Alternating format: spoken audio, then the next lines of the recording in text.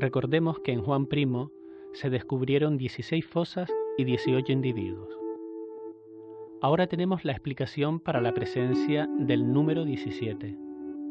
Aún nos queda la incógnita de la existencia de otro.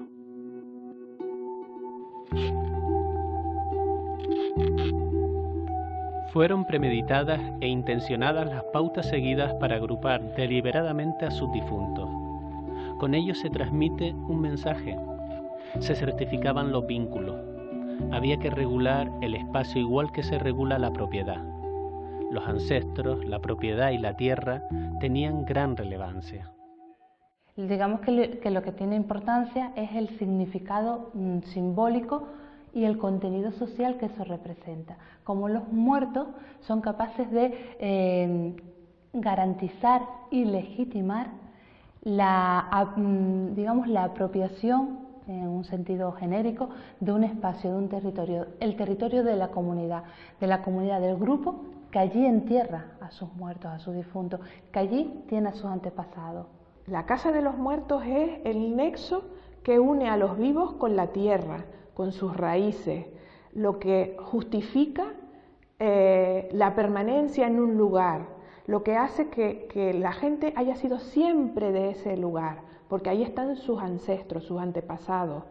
No es que una persona sea de un lugar, es que su padre, su abuelo, su tatarabuelo, su antepasado mítico, ¿no?, real o imaginario, están ahí. Y ellos son la garantía de que hay unos derechos adquiridos sobre ese espacio. Un ejemplo significativo en el que se evidencian los vínculos entre los individuos enterrados es en el túmulo de la Guancha, muy cerca del cementerio descubierto en el lomo de Juan Primo. Se trata de una gran construcción funeraria concebida para albergar numerosos cuerpos, siguiendo una disposición jerárquica con respecto al lugar central, aparentemente reservado a personajes que merecieron especial distinción. Este esfuerzo arquitectónico y el propio sentido de la construcción ponen de manifiesto la evidente intencionalidad que tuvieron los antiguos caldenses de perpetuar el lugar destinado a sus difuntos, viéndose reforzada a su vez la significación otorgada a los que tras la muerte pasan a convertirse en ancestros. Cualquier comunidad humana, cualquier grupo humano lo que aspira es a mantenerse, a pervivir, a reproducir su forma de vida, ¿no?, su modelo. Un procedimiento para conseguirlo es dándole esa importancia a los lugares donde se entierra, a los lugares funerarios y a esa figura del antepasado. Los enclaves sepulcrales, tanto en cuevas como de superficie, constituyen como norma espacios colectivos en los que prevalece el sentido de unidad, de grupo, pese a que puedan darse tratamientos preferentes a determinados individuos. En el caso de Juan Primo, también se observa una cuidada organización del espacio cementerial, si bien en este caso no es tan evidente la jerarquización que marca las diferencias entre unos difuntos y otros. En el caso del Lomo Juan Primo vimos que la mayor parte, todos los individuos tenían un mismo tipo de enterramiento, pero en otros casos de Gran Canaria, por ejemplo, muy cerca del Lomo Juan Primo, en La Guancha, tenemos túmulos, unos túmulos que nos están indicando que las personas que fueron allí enterradas tenían un estatus diferente.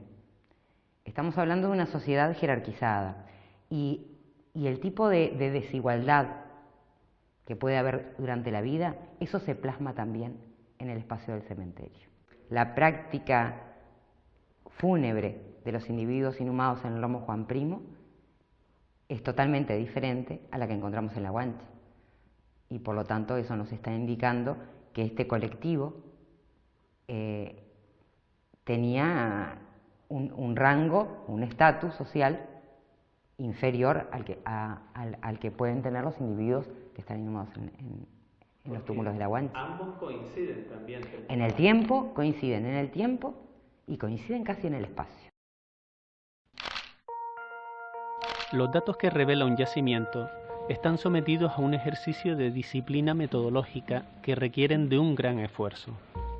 El registro arqueológico no se compone de símbolos, palabras o conceptos, sino de materiales que hay que explicar en su contexto. La presencia de restos, su distribución en el sitio y las relaciones que se establecen entre ellos son los principales elementos con los que la arqueología trabaja, con el objetivo de recuperar toda la información histórica que atesora cualquier lugar. La excavación arqueológica es un proceso destructivo, ¿no? Tú, a medida que vas excavando, va desapareciendo la posición exacta de todos los elementos que tú vas excavando, ¿no? O sea, todos los datos que nosotros podamos tomar allí mismo en el yacimiento son de primordial importancia. Es básico tenerlos referenciados en el sitio exacto en el que aparecieron, para después poder, digamos que eso nos posibilita hacer el proceso inverso. O sea, nosotros siempre podemos saber cómo aparecieron los restos dentro de un espacio arqueológico. No solamente fijarnos cuál es la disposición de los individuos en cada fosa, sino también cuáles son las relaciones que mantienen los individuos entre sí, pero también las relaciones del propio individuo, es decir, la posición de cada uno de los huesos.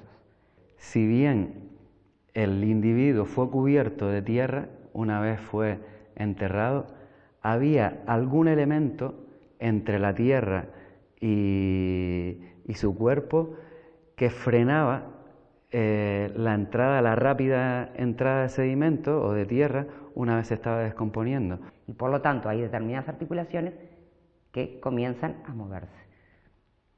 Por lo tanto pudimos concluir que todos los individuos inhumados en Lomo Juan Primo habían sido envueltos, tal vez en algún tipo de tejido orgánico, del cual no nos quedó ningún tipo de evidencia.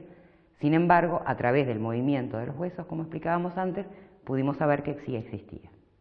Esto se observaba también, digamos, que en la compresión de algunos elementos del esqueleto, como eran las cabezas. Las cabezas aparecían bastante comprimidas y en el momento en el que excavamos no aparecía el elemento que estaba comprimiendo esas cabezas, ¿no? Por tanto, deberían existir cuerdas, ligaduras o algún tipo de elemento que desapareció y que estaba produciendo esa compresión, ¿no?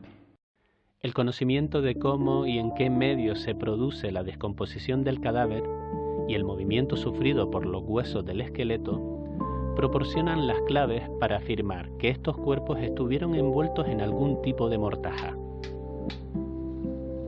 El ejemplo más conocido de este tipo de prácticas en la prehistoria de Gran Canaria es lo que se conoce como momificación o mirlado. Como parte del ritual funerario, como parte de las prácticas funerarias que tienen los antiguos canarios, resultan realmente interesantes porque requieren un tratamiento, todo lo que hablábamos antes, de esos tratamientos previos a los que se someten los difuntos antes de ser depositados en los cementerios. Pues en el caso de las momias, digamos que es el extremo de la complejidad del esfuerzo, del gasto económico, la inversión que hay que hacer de tiempo, de materiales para preparar una momia. En cierta medida reflejan ese valor social, entre comillas, ¿no? Lo digo ahora, que tuvo ese personaje. Pero también es cierto que las momias en Gran Canaria no son sino una realidad menor o, digamos, una mínima parte de lo que es la complejidad del mundo funerario. Hemos de pensar además que el número de momias que se conserva, por lo menos en lo que es en Gran Canaria, es bastante reducido.